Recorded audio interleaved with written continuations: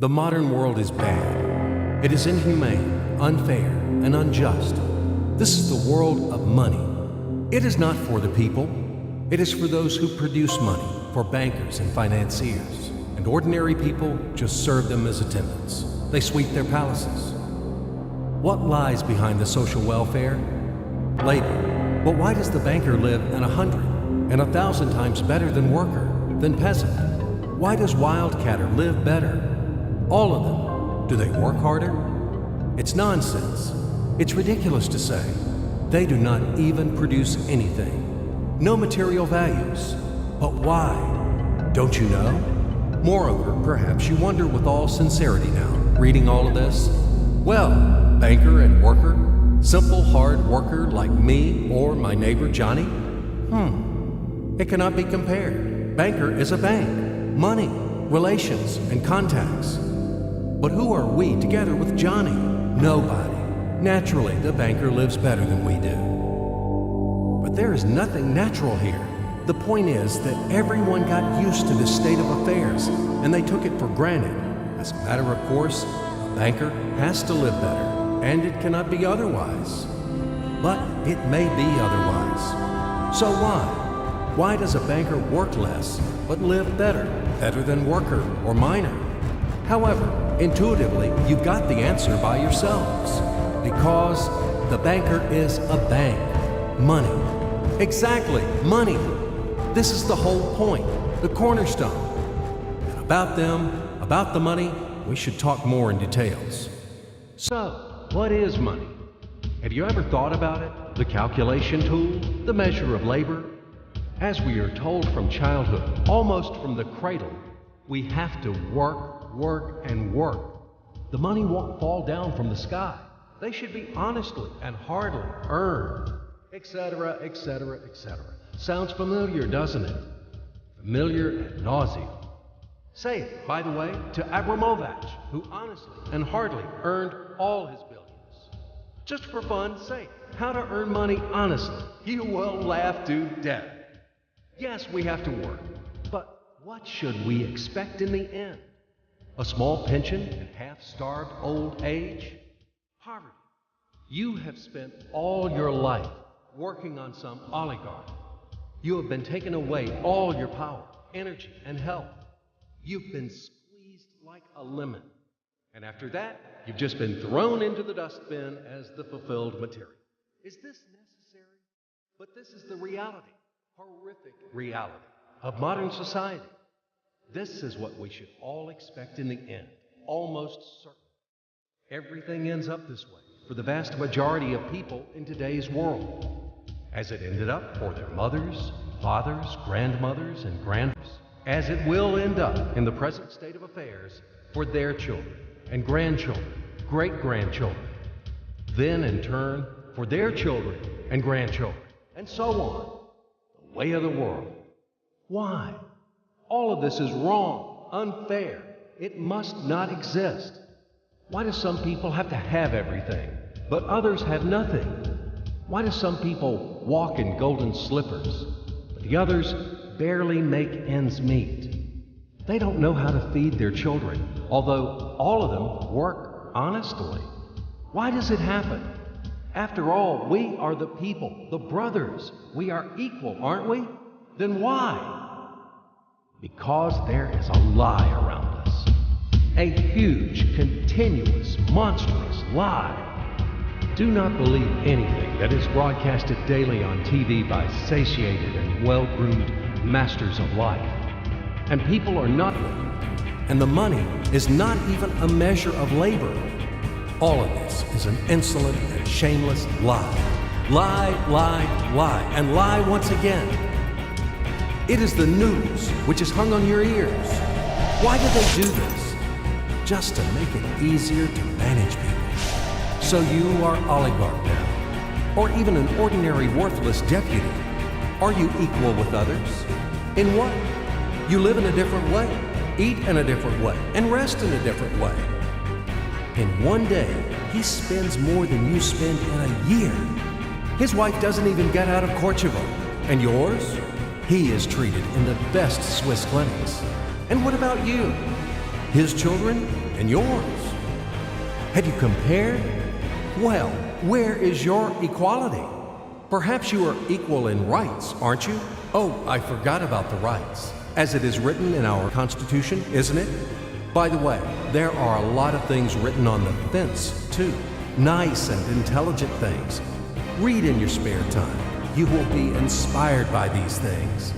And what kind of equal rights do we have with the oligarch or the banker? I'm just curious. Right to work? Well, we have such a right in our country. Nobody argues. Work hard for the benefit of... You work hard at the factory, and he, soon quickly, as they say, to each his own. The right to elect and to be elected. Well, you can elect, of course. You're welcome. Just vote. No matter how people vote, most important, how these votes are counted. And what about to be elected? Are you going to be elected somewhere? Do you have the money for that? Gold reserve for the election campaign? No? So breathe smoothly and relax. Come back to your factory. Continue to work hard. And do not rock the boat. The feast of life is not for you. It is for those who are more equal than you. What else is there? However, it is not the essence. There is no sense for further continuation. I hope everything is already clear. What kind of equal rights you both have, and who are more equal. It is all about universal equality and fraternity. It is figured out, I think. Now we move on to the money. We won't talk about the measure of labor. These are fairy tales for idiots. Money is not any measure of labor. Otherwise, you would live like a lord, or maybe you don't work too much. I don't know. But what is money? Shackles, fetters, chains, durable and unbreakable chains holding the slaves in subjection more reliably than any steel. What are slaves in the 21st century? Do you ask me? What slaves? You and me, all around. You, me, him, her, all of us. We are all slaves, slaves of money. More precisely, we are slaves of those who print the money. We are slaves of our masters. Nothing has been changed at all during these centuries on earth. Oh, ho, ho, we live so far in the slave system. Only outwardly, everything has become more decent, more delicate, and more sophisticated. Our shackles are no longer heavy, rusty, and steel. They are invisible and weightless now. They don't seem to exist. You can go wherever you want. You can do whatever you want. You are free. But in fact, the shackles still exist. And damn, you are not free. Freedom is an illusion. Money, that's the point. Well, where can you go without money? It is not the Stone Age today. You cannot live in a cave. You cannot dress yourself in animal skins. And you cannot hunt for mammoth. And where are they, these damn mammoths? You need a house, clothes, food. And this is all about money, money, money. And once again, money. After all, everything around is just for the money. You cannot make a single step without them. But where do you find the money? That's right, you have to earn them. Do you hear? Clatter of chains, whistling of the whip, and shouting of overseers. Have you ever thought that it is immoral to sell yourself? That it is a kind of prostitution to sell your own strengths, brain, time? What is the difference from the selling of your own body? Yes, but will you object that people have to work? If everybody would stop doing their jobs, what's going to happen then? We will resettle to the caves again, and we will get dressed in animal skins, won't we? That's right. Everything is right. It is very reasonable, logical, and easy to understand. As ABC, even I understood. That's what I'm talking about. Nothing has been changed at all during all these centuries on Earth. And these convincing arguments, could be heard for sure in slave society, when the slaveholders had been trying to make understand their obstinate, blunt slaves who didn't want to work for them that it is necessary to work hard. Stupid slaves! And later, quite recently, in historical times, the landlords told their serfs, after all, if you stop to work, to plow, to sow, and reap, what's going to happen then? Our society will collapse, and we will die of hunger. We will run wild. Yes, it is necessary to work, to create something useful for the society. Otherwise, society will degrade and die. But firstly, we have to work voluntarily, not for a bowl of soup, and not only in order to survive. We have to do what we like to do. And secondly, if something, once it is necessary to work, it is necessary for everyone. All people are equal, aren't they? So let everybody work. The situation when some people earn money in a mine, at the factory with salty sweat and bloody calluses, while others simply print them, sitting back and sipping expensive whiskey or brandy, is abnormal. Such a situation is not acceptable in principle. And there are no explanations and no excuses to this state of affairs. Absolutely. Money is just paper, candy wrappers. They are not backed by anything tangible, and according to that, money is simply is printed. And these candy wrappers are distributed among the slaves as wages for labor. When the slaves are given an extra wrapper, it means their salary is increased, and they are happy. Are you shocked? Alas, c'est la vie. It is our bitter reality. How is the financial world organized? It is a pyramid. The Fed, U.S. Federal Reserve System, is at the top. The Fed prints dollars. How much? As much as it wants. Of course, Fed adheres to some of its own internal rules and regulations. It tries, for example, not to print too many dollars to prevent complete devaluation of the currency, etc., etc. But in principle, Fed can print as many dollars as it wants. At least there are no external limitations for that. Absolutely, the U.S. Fed is guided solely by the reasons of expediency. The lower levels of the global pyramid are the central banks of different countries. All other local national banks are situated on even lower levels. Of course, all of this is slightly simplified, but in general, everything corresponds to reality and reflects overall picture. Why do we need banks? Speaking figuratively, banks play the role of blood vessels in the social organism. Through these vessels, the money, blood, from the heart, the central bank, enters to all its organs. Money, blood, wash these organs. They bring life to them. It's not me. You can find this information in any textbook on economics. In which connection dollars are mentioned here? In what relation does the Fed have to us, sinners? The most direct relation to us, I'm telling you. After all, dollar is the global currency. Don't you know this? Let's say Russian Central Bank, one little proud bird, cannot print rubles without permission of U.S. Fed. Absolutely not. As soon as Russia supplies oil and gas to the USA for $1 billion, it is a wagon of colored pieces of paper with pictures of great American presidents. Then, Russian Central Bank will be allowed to print rubles in the amount of $1 billion with a clear conscience. This is the only way. Otherwise, Russia will be expelled from the IMF, and in general, the ruble won't be a freely convertible currency. But let it be. This is the topic for another conversation. Check my site later. Do not get distracted. Let's come back to the pyramid. Well, okay, the blood vessels wash. All of this, of course, is wonderful. But the main question is, why does the banker live better than worker? We still have no answer. So what that he has blood vessel? Shall we give him cash bonus for that or vouchers for enhanced diet? I, for example, build houses or bake bread. It is also very important. Does he work harder than me? No. Then why does he live better? And one small question in addition. I've been working and working like a damned for public benefit from morning to night.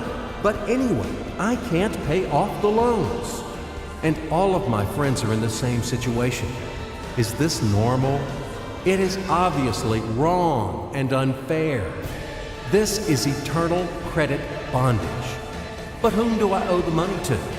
I owe money to banks, to these blood vessels, washing all and everything. Fuck them all. I don't need this fucking washing. In short, they make fools of us. That's all. As usual, bankers take advantage of the fact that we, simple hard workers, don't have time to figure out all these tricky schemes. We have to feed our families. That's why they take advantage of this situation and ride on our backs, bastards. So don't tell me about blood vessels. We know these vessels. Just give me the gun and Easy, stay calm. And let's figure this out together, okay? Calmly and slowly. But I warn you that I have to strain your brains. It's not easy to unravel in a couple of minutes those things which have been tangled during the centuries by the best sophisticated minds of mankind. But we will try. At least we will show something visually, something from the life of modern banks. We will demonstrate everything on the live example, so to speak. You'll enjoy. So imagine the following quite unusual situation, and watch my hands. Let it be a Nick and Jane, and let it be a Mr. Smith, a banker of Nick and Jane. They both keep their money in his bank. That's why we use the title Mr. Smith, with respect. Nick really wants to buy, well, let's say Jane's bicycle, but he has no money. More precisely, he has money, but not enough, only $10, while Jane wants $100 for her precious bicycle. That's a problem. What should Nick do? Well, this bicycle is so desirable. He gives Jane his $10 as a deposit and asks plaintively not to sell the bike to anyone. He says that he will bring the rest of the money soon. At the same time, he runs to his bank, to the respected Mr. Smith, to get a loan for the missing $90. As ill luck, Mr. Smith has no money at this moment, but he knows perfectly about $10, which Nick gave to Jane. And where will Jane bring his money to? That's right. She will put these $10 in her lovely bank, to the same Mr. Smith. Therefore, Mr. Smith asks Nick to come back tomorrow, in the hope that tomorrow he will get these $10. And everything happens this way. The next day, Jane brings $10 to the bank. The bank provides Nick these $10 on credit. Nick immediately gives them to Jane. She again puts them in a bank. The bank again provides Nick these $10 on credit, etc. As long as Nick the fool will gather enough money for the bicycle. Don't you get confused yet? Be patient, I told you. These demons have been trying to confuse you during 1,000 years. These damn economists and financiers. But anyway, we will figure everything out. So what do we have in the end? Nick finally got the bike from Jane. Wow! But at the same time, Nick owes $90 to the bank, Mr. Smith. And the bank, in its turn, owes $100 to Jane. In other words, those $10, which existed initially, have magically turned into $200, $190 of debts plus real $10. But these $10 would also turn into $1,000, even in a million or a billion, if Nick would make a more expensive purchase. In this case, our $10 would make the increasing number of its cycles, circuits from hands to hands. That's it. So, what happens in today's world? SOS! It appears that banks also make money out of thin air and multiply them. Not only Fed can produce money, but banks either. In short, everybody can do this, except you and me. We are not in the business at this celebration of life. I would like to print or draw some money as well. In fact, these banks multiply money without any control. And we're still wondering why the banker lives better. What are naive fools are we? Now it is clear why. The one who produces the money, of course, lives better. But this is not enough.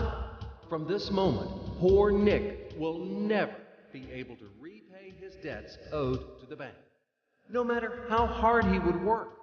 Silly Nick doesn't know it yet, that he's in slavery to the bank, in credit bondage forever, because those $90 which he owes to Mr. Smith do not exist in nature at all. Sly Mr. Smith made his money out of nothing. He created them out of thin air, just one click. And $10 turned into $200. Yes, but you can object reasonably that the bank itself owes $100 to Jane, and it turns out that bank is in credit bondage to Jane, and it won't be able to repay its debts owed to Jane either. So where's the bank's profit? What's the trick? Ha! You ask what the trick is.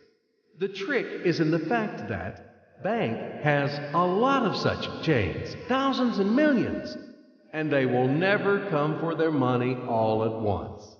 If one Jane comes, the bank will return her the money of 10 other depositors. That's it.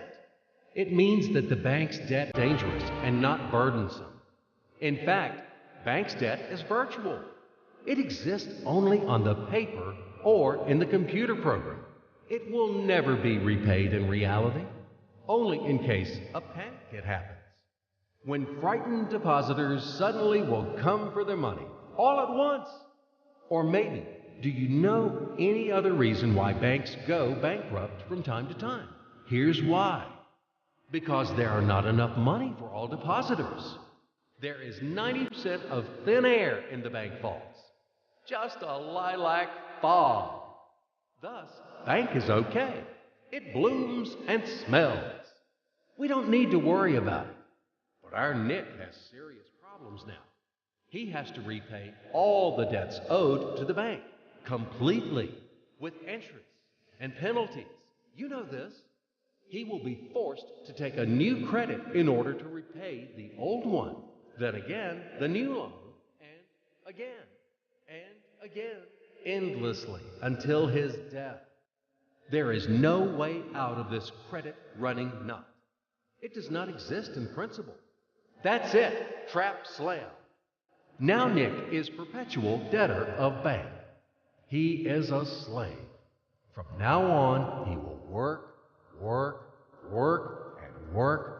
bank until he dies. But he still won't repay his debts. After his death, his children and grandchildren will work for this bank. They all are future slaves of the bank. More precisely, they are slaves of this monstrous and cannibalistic global financial system, which spawned this ruthless and inhumane mechanism which must be destroyed finally. Financial apocalypse. It can break our financial chains and can save all of us.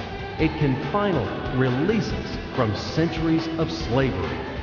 All the old will be burned completely in purifying flame of apocalypse, and the new will be established. The Federal Reserve will be burned, and the wind of change will dispel the ashes of this damned insatiable octopus, spider, enmeshed the whole world with its sticky financial nets. Banks in their current form will be razed to the ground. They do not wash anything. Do not believe this bullshit. They bring death to all living things. They suck our blood. Banks are parasites on the healthy body of the society. Mites inflated from our blood. They are voracious and insatiable leeches, clung tightly to us. What do they actually do useful? Do they give loans at their extortionate interest? Actually, why do banks charge you interest on loans? Have you ever thought about it? Usury has always been condemned and despised at all times and among all nations. And now it is the norm. An entrepreneur gets a bank loan. For what do they charge interest on? He wants to create something useful for the society, for the whole society, including the bankers. He has to be encouraged and given privileges for that, instead of stripping off 3 skins from him. But today's banks were created not for that. The interests of the society are not important for them. Banks take care only about their own financial profits and benefits. They don't care about the people. Today's banks are faithful servants of the Federal Reserve. They are greedy and avid bloodsuckers, small ghouls in the service of a giant and evil monster. Modern Earl Dracula, who plunged the whole world into financial bondage, and it sucks and sucks our blood. And it will continue to suck the blood of our children and our grandchildren if we don't stop and destroy it. Hammer an aspen stake to all the banks. And do not forget the silver bullets. Apocalypse, only financial apocalypse. We have no other choices. We are not slaves. We are the people, and we choose freedom. And this freedom is already on the threshold. Now, with the advent of MMM, financial apocalypse is inevitable. From now on, it's just a matter of time. Grain has been sown, and it will sprout. It is now sprouting, right now, at this very moment, and it won't perish. What is MMM? Global Mutual Aid Society, Worldwide People's Bank, Financial Social Network. You can call it as you like. The point is not in the title. The point is that it is a voluntary and formal network of millions of people across the earth, people who rose up against financial slavery. They decided to declare war on the Fed and other banks and to win this war. In order to achieve this goal, they combined their money together, and it doesn't matter that separately their savings are not big. But there are a lot of people in MMM, millions, and together it is a tremendous force, invincible force, and this force is growing with each passing day. Indeed, due to what do the banks exist? Due to the oligarchs and the billionaires? No, they exist due to the same ordinary people who keep their meager savings in banks. MMM really knocks the bottom out of banks, opening people's eyes. Why do people keep their money in banks? Because there is no alternative. Banks are monopolies. Where should people bring their money? Like Jane, to Mr. Smith only? Not in this bank, so in another one? Not to Mr. Smith, so to another banker? His name will be Mr. Johnson.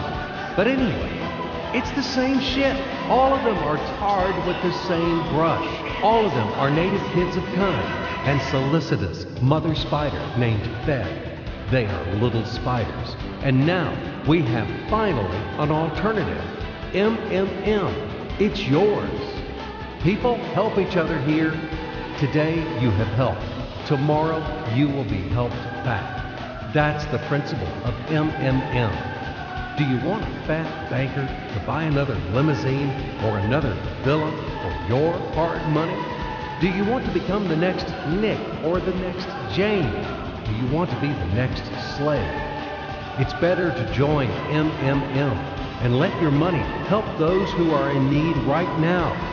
Low-income person, disabled person, pensioner, or mother of many children. Love thy neighbor, help him. MMM is a kind of giant common savings where all the people put their money in, and then they take them back as much as needed, as much as they need at this very moment. They do not seize, but they just take. In fact, a human being doesn't need a lot of money. It is only important the awareness that he has them. The only thing that is really necessary for everyone is the confidence in the future. MMM just gives this confidence to people. It gives the feeling of complicity, that you are not alone. You will always be helped in tough times. You won't be left alone. MMM is the unit of a new society, a brighter and cleaner society. It is the unit of the new world, where the money won't exist, where everything will be different, honestly and fairly. There will be no slaves and no masters, and everyone will work for pleasure and for the benefit of society. And the good will conquer the evil, finally. Everything will be in that new world. Certainly. Welcome to System MMM. SergeyMavrode.com. We are waiting for you. We can do a lot. We change the world, and we will change it. Everything will be MMM. Financial apocalypse.